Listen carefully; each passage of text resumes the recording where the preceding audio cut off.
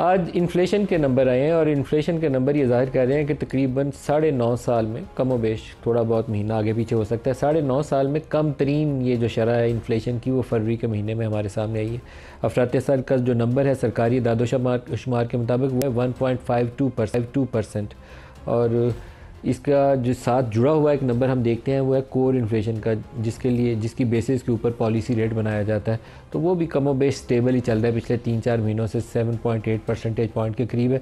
तो ज़्यादा बुरा नंबर वो भी नहीं है, बहुत उसमें मैसिवली डिक्लाइन नहीं है। नॉन फूड और नॉन एनर्जी जब निकालते हैं तो उसकी बुनियाद के ऊपर आप पॉलिसी रेट भी देखते हैं कि गोइंग फॉरवर्ड क्या होगा। तो 1-2 परसेंटेज पॉइंट पॉलिसी रेट में फर्दर रिडक्शन की आसानी के साथ गुंजाइश अभी मौजूद है, जिसको स्टेट बैंक ऑफ पाकिस्तान अगर गौर कर ले तो ज़्यादा एक प्रैक्टिकल अप्रोच होगी कि आइंदा आने वाले महीनों में इन्फ्लेशन हेडलाइन बहुत नीचे आ गई है, आपकी जो कोर इन्फ्लेशन है वो भी एक जगह पे स्टेबल है, तो अब पॉलिसी रेट को 1-2 परसेंटेज पॉइंट नीचे मज़ीद गिरा दिया जाए। लेकिन जो दूसरा नंबर है इंटरनेशनल ट्रेड के हवाले से, पाकिस्तान से कितने बिलियन डॉलर्स की बरामदात बाहर जाती हैं और कितने बिलियन डॉलर की इंपोर्ट्स हम लेकर आते हैं, वो बहुत हौसला अफजा नहीं है। एक्सपोर्ट्स के नंबर में डिक्लाइन है फरवरी के महीने में, फरवरी ओवर फरवरी भी कंपेयर करें तो डिक्लाइन है और फरवरी को जनवरी से भी कंपेयर करें तो डिक्लाइन है।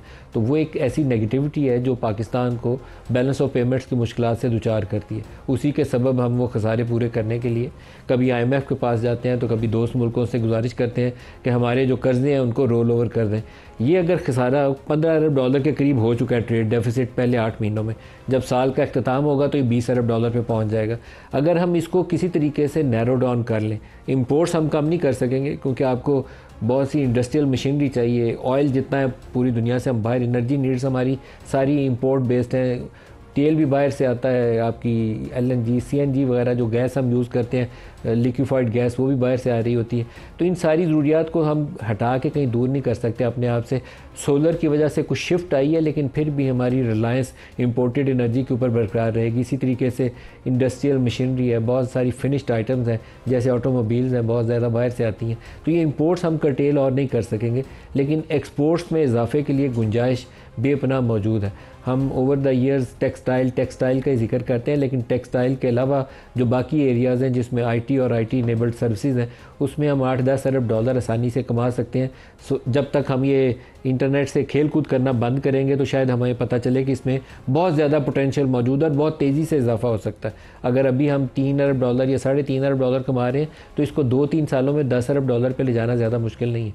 इसी तरीके से आज वो PTA से खबरें हम देख रहे थे कि वो 5G की लाइसेंसिंग के लिए जाएंगे। 5G बाकी दुनिया जा रही है तो हमें पीछे रह के क्यों अपना नुकसान कर रहे हैं, तेज़ी से जाना चाहिए। इसी तरीके से जो बंदिशें हम लगाते हैं, कभी इंटरनेट को स्लो इसलिए करते हैं कि ट्विटर को बंद किया जा सके, काबू किया जा सके, कभी और किसी को बंद किया जा सके। इस खेल से हमें निकलना चाहिए और इनको फैसिलिटेट करना चाहिए। टेक्सटाइल में भी स्कोप है, लेकिन जो सब्सटेंशियल इंक्रीज़ पाकिस्तान को मिल सकती है वो IT और IT इनेबल्ड सर्विसेज में है, जिसमें गुंजाइश भी है और उसके ऊपर काम भी करना चाहिए। तो ये ओवरऑल एक कॉन्टेक्स्ट है। हुकूमत को भी 1 साल पूरा हो चुका है। पाकिस्तान पीपल्स पार्टी PMLN की इत्तेहादी जमात के तौर पर साथ मौजूद है, वजारतों में हिस्सा नहीं लिया। कैबिनेट एक्सपेंशन भी हुई तो उसमें उनके वज़ीर शामिल नहीं हुए, तो उनके तहफ़्फ़ुज़ात भी मौजूद हैं। एक बिलावल भुट्टो की मुलाकात कहा जा रहा है कि शायद कल प्राइम मिनिस्टर ऑफ पाकिस्तान से होगी और इन तहफ़्फ़ुज़ात का दोबारा उसमें डिस्कस किया जाएगा कि गोइंग फॉरवर्ड इस रिलेशनशिप को कैसे आगे लेकर चलना है। तो आज के प्रोग्राम में दोनों मौज़ूआत के ऊपर बात करेंगे। स्टूडियोज़ में हमारे साथ में बिलाल अज़हर कियानी साहब वज़ीर मुमलकत हैं PMLN से, आपको खुशामदीद कहते हैं।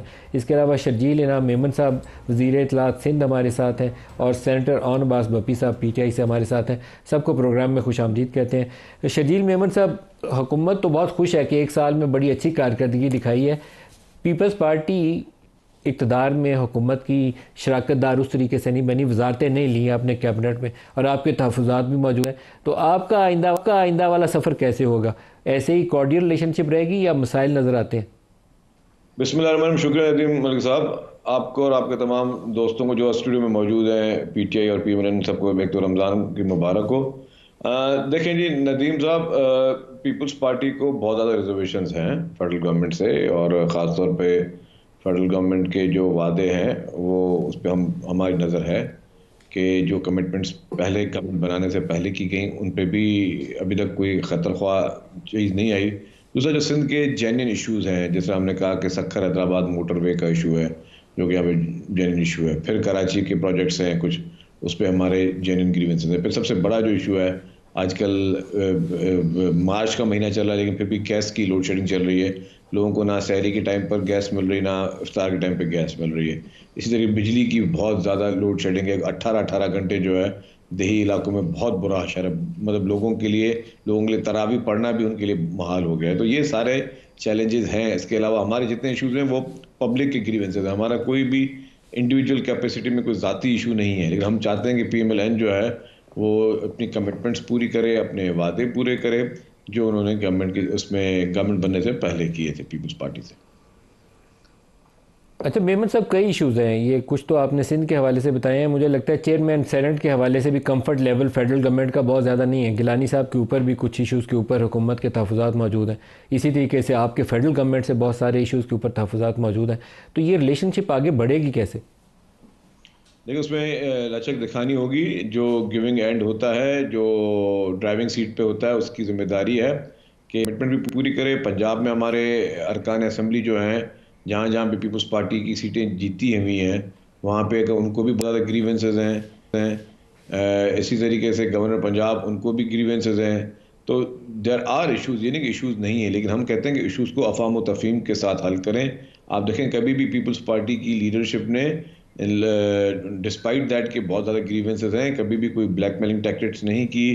कभी खुदा न खासा ये नहीं कहा कि जी हम हुकूमत को छोड़ रहे हैं या हुकूमत को कोई ब्लैकमेल करने की कोशिश नहीं। हम चाहते हैं कि जी ठीक है, सिस्टम चले, डेमोक्रेसी चले, असेंबली चले, लेकिन जो कमिटमेंटें हुई हैं, जो और वो मैं वही बोल रहा हूँ कि जी देखें जी, कि अगर आपका इलेक्टेड एमएनए या एमपी अगर वो अपने इलाके में स्कीम्स दे सकता है, तो जिन लोगों ने हमें वोट दिया है, जो मैंडेट पीपल्स पार्टी के पास है, उन लोगों के कॉन्स्टिट्यूंसीज में आप लोगों की अगर वहाँ पे रहेगी कोई इश्यूज, तो डेफिनेटली हमें वो ग्रीवेंसेस होंगे। और मैं अगर सिंध की भी बात करता हूँ कि सिंध के लोगों ने क्या ऐसा कसूर किया है कि यहाँ पे बिजली नहीं है, यहाँ पे गैस नहीं है। सिंध के लोगों ने क्या कसूर किया कि पूरे पाकिस्तान का बॉटलनेक, आपका पोर्ट सिटी सिर्फ एक ही कराची है ना, तो पूरे पाकिस्तान के मोटरवे बन सकते हैं, सिर्फ हैदराबाद टू सखर में मोटरवे नहीं बन सकता। कोई तो उसमें सफर कौन कर रहा है? अगर कोई समझ रहा है सिर्फ सिंध के लोग कर रहे हैं, नहीं, पूरे पाकिस्तान के लोग कर रहे हैं।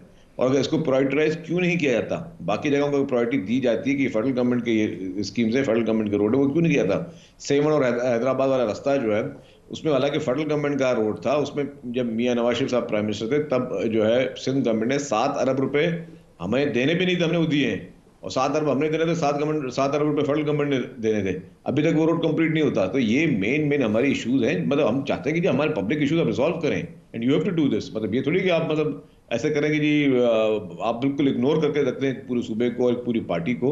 ये मेरे ख्याल से नहीं चलेगा। अच्छा, ये मेरा ख्याल है मेमन साहब ही इसका जवाब देंगे। मेमन साहब, ये पीटीआई वाले जो है ना, इनका ख्याल ये है कि लियाकत चट्टा की जो प्रेस कॉन्फ्रेंस थी ना, वो कमिश्नर रावलपिंडी, जिसमें उसने बताया था कि फॉर्म 45 47 की बदली कैसे हुई है, उसके बाद आप लोगों ने इत्तेहाद का ऐलान किया था बड़ी मजबूरी के आलम में। क्या कोई ऐसी बात है, इसमें सच्चाई है, या ये सारी बस ऐसे ही है? मैं उस सीसी मीटिंग का मेंबर था उस वक्त, सॉरी, उसमें मैं शरीकदार था जब इलेक्शन जैसे हुए थे। और पीपल्स पार्टी ने पहला पैगाम ये किया कि हम हुकूमत बनाने के लिए पीटीआई से भी बात करेंगे, पीएमएलएन से बात करेंगे। उस वक्त पीटीआई की तरफ से पैगाम आया कि हम पीपल्स पार्टी और पीएमएलएन से बात भी नहीं करना चाहते, ये इनकी अपनी पार्टी जो बदलाव लगा था। फिर जब हमारे पास कोई चॉइस नहीं थी तो डेफिनेटली हमने कहा कि जी ठीक है, हम हुकूमत बनाने के लिए नहीं, हम वैसे उनको सपोर्ट करते हैं। जहाँ तक ये बात उन्होंने की कि जी 26वीं आईनी तरमीम, यस, 26वीं आईनी तरमीम में अहम किरदार नहीं, 26वीं आईनी तरमीम हमने ही लेके आए, क्योंकि हमने कहा था कि आईनी अदालतें बने, क्योंकि पीपल्स पार्टी के मंशूर में यह था कि आईनी अदालतें बने। कोई हमने नई बात नहीं की थी या कोई हमारे जहन पे नाज़िल नहीं हुई थी। और जब हमने पीपल्स पार्टी का मंशूर दिया था 2018 का, अगर देख लेते, तब तो हमारी हुकूमत भी नहीं थी, कोई चीज़ नहीं थी। हमने 2018 में कहा था हम आईनी अदालत बनाएंगे। तो ये कोई हमारे लिए कोई सरप्राइज नहीं था, आपके लिए सरप्राइज होगा। और आईनी अदालत और अदालतों की जिस तरह बात कर रहे हैं, जिस तरह इनके दौर में अदालतें चली, जिस तरह साकिब निसार पपेट जज इनके उंगलियों पे इमरान खान के नाचता था। शर्जील और साहब, लेकिन अभी बिलावल भुट्टो ने ये एक गैर मुल्की दौरे में कहा कि 26वीं आईनी तरमीम या आईनी अदालत, कॉन्स्टिट्यूशनल कोर्ट, ये तो उनके मंशूर का हिस्सा थी ये चीज़ें, लेकिन जिस तरीके से तरमीम पास हुई शायद वो उसको मुख्तलिफ तरीके से करना चाहते हैं। तो उन्होंने थोड़ा सा बैलेंस करने की कोशिश की है अपने पॉइंट ऑफ व्यू को। नहीं, देखिए, तरमीम का अलग है, लेकिन मैं तो एक मेजर ट्रस्ट की बात कर रहा हूँ। 26वीं आईनी तरमीम में मेजर तो हमारा एक ही पॉइंट ऑफ व्यू था कि आईनी अदालतें बने, और हमने कहा कि आईनी अदालतें बने। और उसमें और हमने कहा कि कोई नया नया हम पे नाज़िल नहीं हुआ। हमें तो नहीं पता था 2018 में क्या माहौल होने वाला है। हम तो 2018 से कह रहे थे कि आईनी अदालतें बने। उसके अलावा मैं जो बात कर रहा था कि पीटीआई के अपने दौर में जो जिस तरह अदालतें चली हैं उसको पीटीआई क्यों भूल जाती है कि किस तरीके से साकिब निसार एक रिमोट, इमरान खान के रिमोट पे चलता था, और जिस तरीके से उसको जितवाने के लिए फिर मुखालफों को चुन चुन के कैरेक्टर असैसिनेशन सुबह 9 बजे से शुरू होती थी। तो वो हमारी मेमोरी अनफॉर्चुनेटली बहुत स्लो है। और फिर जो है इंसाफ की बात होती है तो मैं ये बात सर, कहूँगा कि लियाकत चड्ढा की प्रेस कॉन्फ्रेंस का भी कोई रोल था आपके इत्तेहाद के अंदर? नहीं, बिल्कुल नहीं था, बिल्कुल नहीं था। और मैं समझता हूँ कि अगर वो साहब इतने ही थे तो फिर एकदम फिर मुकर नहीं जाते। तो वो इस तरह की प्रेस कॉन्फ्रेंसें आती हैं जाती हैं, और अगर लियाकत चड्ढा साहब को अगर वो समझते थे कि उस वक्त कोई धांधली हो रही थी तो उस वक्त उनको अपनी गैरत दिखानी चाहिए थी।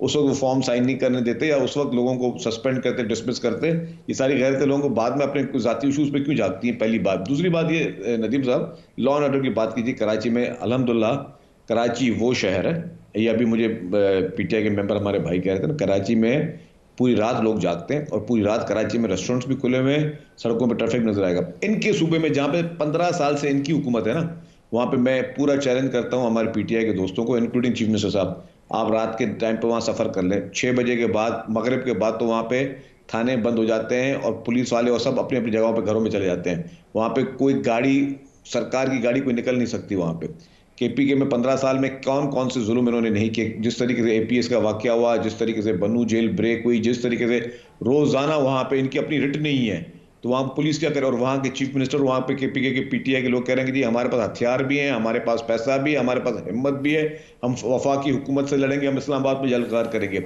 यही पैसा, यही हथियार, यही हिम्मत दिखा के पीटीआई के हमारे जितने गैरतमंद माशाल्लाह दोस्त हैं सारे तालिबान से लड़ें, जंगे लड़ें, वहां पे दहशतगर्दों से लड़ें। दहशतगर्दों से लड़ने के लिए इनके पास कुछ नहीं है, सिर्फ हुकूमतों से लड़ने के लिए इनके पास हथियार भी हैं, दिल भी है, हिम्मत भी है।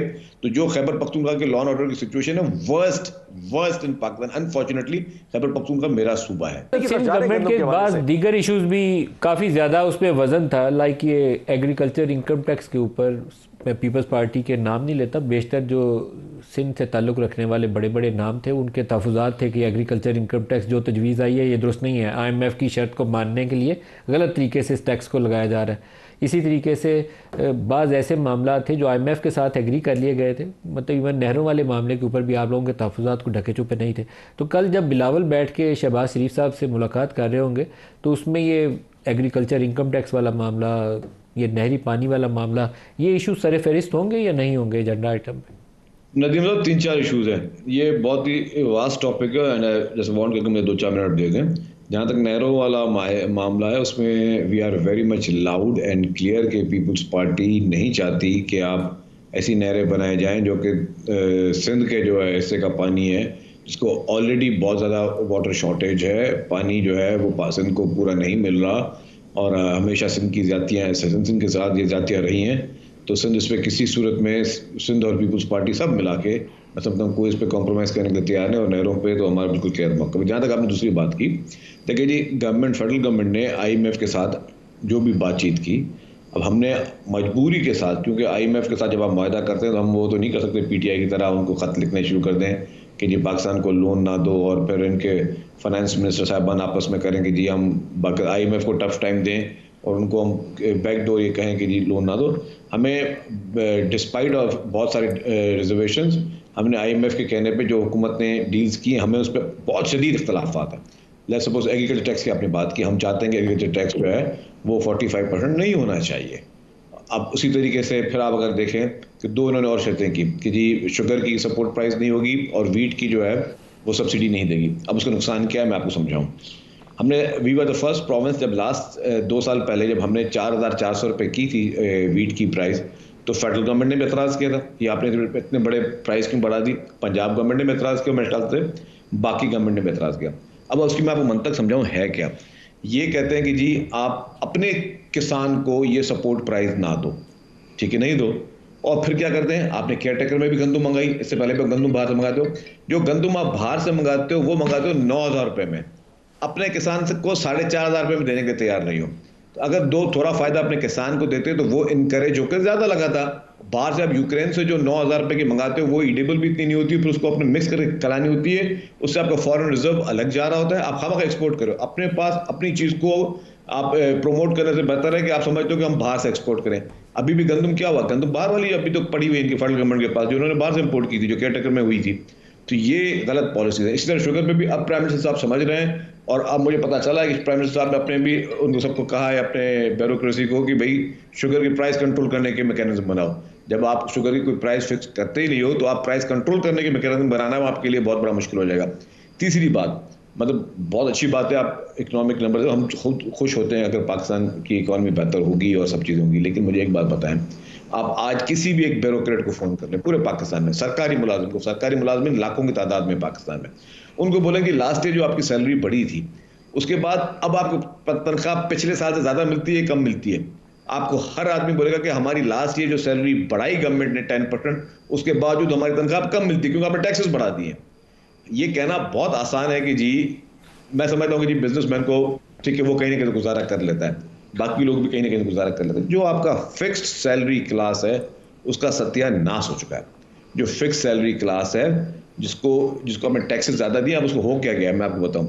अब होता ही है कि आपके मल्टीनेशनल ने भी वो चोरियां शुरू कर दी हैं। जब आपने 45%, आपने सारे सेक्टर्स को 45% पे लेके गए ना, जो मल्टीनेशनल में जो लोग लाखों रुपए की सैलरीज लेते थे, मैं आपको बहुत, मेरे ख्याल आज से पहले किसी ने टीवी चैनल पर ये बात नहीं की होगी, मल्टीनेशनल ये आपके साथ गवर्नमेंट के साथ ये गेम करना शुरू कर दिया है कि वो बेसिक सैलरी यहाँ दे रहे हैं, बाकी मुल्कों में उन्होंने अकाउंट खुलवाए हैं अपने एम्प्लॉयज़ के, आपके वो अपने एम्प्लॉयज़ को बाकी मुल्कों में सैलरीज दे रहे हैं ताकि यहाँ पे उनको टैक्स में वो फ़ायदा मिल सके। तो आप देखें, इससे हमने एक चीज़ को इनकरेज किया, इसको मेरे ख्याल से टैक्स नेट में लाने के लिए या टैक्स को बढ़ाने के लिए ग्रेजुअली बढ़ाया जाता है दुनिया में। आपकी जो बात सैलरीज के ऊपर टैक्स वाली है, ये बात आपकी दुरुस्त है। ये लास्ट मिनट है, शर्जील साहब से क्लोजिंग रिमार्क ले लूं। शर्जील साहब, आप अपने इत्तेहादी को क्या मशवरा देंगे? देखिए जी, मैं कहता हूँ हमारे इत्तेहादी तो नहीं है, लेकिन हम इनको सपोर्ट जरूर कर रहे हैं इसलिए कि हम चाहते हैं कि सिस्टम चले। नदीम साहब, आप कहते हैं इत्तेहादी नहीं है, कमाल कर दिया आपने। नहीं, इनका एक जो है, एक फेडरल गवर्नमेंट एक काम अच्छा किया है जिसको मैं हमेशा जिक्र करता था अपने दोस्तों यारों में भी, कि जो नॉन टैक्स पेयर को टैक्स नेट पे लेके आने के लिए उन्हें काम किए, ये काबिल तारीफ है। मैं जहाँ चीज़ तारीफ करने वाली हूँ मैं बिल्कुल फेयर बात करूँगा, क्योंकि ये जो हमारे पास एक टर्मिनोलॉजी यूज होती थी, अगर आपने गाड़ी रजिस्टर करानी है तो टैक्स पेयर जो होगा वो 2% देगा, नॉन टैक्स पेयर 4% देगा। तो ये जो नॉन टैक्स पेयर वाला कॉन्सेप्ट था ना, ये बहुत ही खतरनाक है, जो दुनिया में कहीं नहीं था। तो यहाँ पे मेरे ख्याल से ये बहुत ही अच्छा काम किया है और इससे फायदा होगा। इसको बढ़ाना चाहिए, टैक्स नेट में लोगों को ले आएं। ये ना करें कि जो लोग ऑलरेडी टैक्स दे रहे हैं उनके ऊपर बोझ बढ़ाते जाएं कि या वो टूट पड़े या वो बेचारे कुछ ना कर सकें। तो ये जो मैं समझता हूँ कि टैक्स नेट में लाने के लिए FBR की भी जिम्मेदारी है, गवर्नमेंट की भी जिम्मेदारी है, उसमें अपने नेटवर्क को बढ़ाएं, उसमें इस तरह की पॉलिसी लेके आए, चाहे कोई घर ले रहा हो, शर्जील मेमन साहब